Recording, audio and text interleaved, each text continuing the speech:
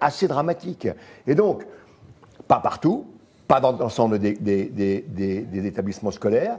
Il y a aujourd'hui une problématique qui n'existait pas il y a 20 ans, qui existait déjà un peu il y a 10 ans, qui s'est un peu accélérée et qui n'est pas traitée. Et elle n'est pas traitée parce que, évidemment, la hiérarchie de l'institution scolaire a toujours, et d'où d'ailleurs le hashtag pas de vague, la hiérarchie de l'institution scolaire s'est mise en ordre de marche pour essayer d'atténuer ou de rendre les choses un peu invisibles. Premier point. Le second point, et puis c'est une évidence et on le sait tous, les syndicats ont été, en matière d'éducation nationale, les promoteurs de l'affectation des professeurs en fonction de ce que l'on pouvait considérer comme étant une récompense pour eux. Donc c'est plus facile d'être professeur dans un collège d'une zone favorisée que dans une zone extrêmement défavorisée. D'où le fait que les plus jeunes professeurs, plutôt inexpérimentés, se sont trouvés dans des zones difficiles. Et ça, c'est un vrai problème que l'éducation nationale n'a pas voulu traiter et qui est l'un des moteurs de ce problème. Alors, on vous pose la question sur Twitter,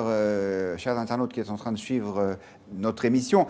Est-ce que le gouvernement est assez sévère sur ces violences des jeunes? Alors, vous nous répondez non à 87%. Évidemment, ce n'est pas un sondage, puisque c'est vous qui décidez ou non de vous prononcer. Frédéric Dabi, est-ce que, globalement, nos internautes ils sont en phase avec l'opinion, ou bien est-ce qu'ils sont un petit peu plus sévères ou répressifs? J'ai parfois l'habitude de nuancer vos votes des internautes, qui sont des simples consultations sans représentativité, avec les enquêtes d'opinion. Oui, tout à fait, vous le faites de manière très très élégante, bravo. Mais là, il y a une vraie convergence avec ce qu'on observe dans l'état de l'opinion publique française. Le contexte général, c'est une très forte remontée depuis que la menace terroriste est un petit peu plus en deçà de la préoccupation sur les questions sécuritaires. Et c'est vrai que ce qui s'est passé à Créteil, on l'a vu dans des enquêtes quantitatives, dans le baromètre Match, ça a été le deuxième sujet dont les Français ont le plus parlé. Et dans les enquêtes qualitatives, ça a été un coup de semonce pour beaucoup de Français, pas seulement des parents, avec l'idée que l'idée de l'école comme un sanctuaire, c'est complètement fissuré. Et c'est, dans l'imaginaire des Français,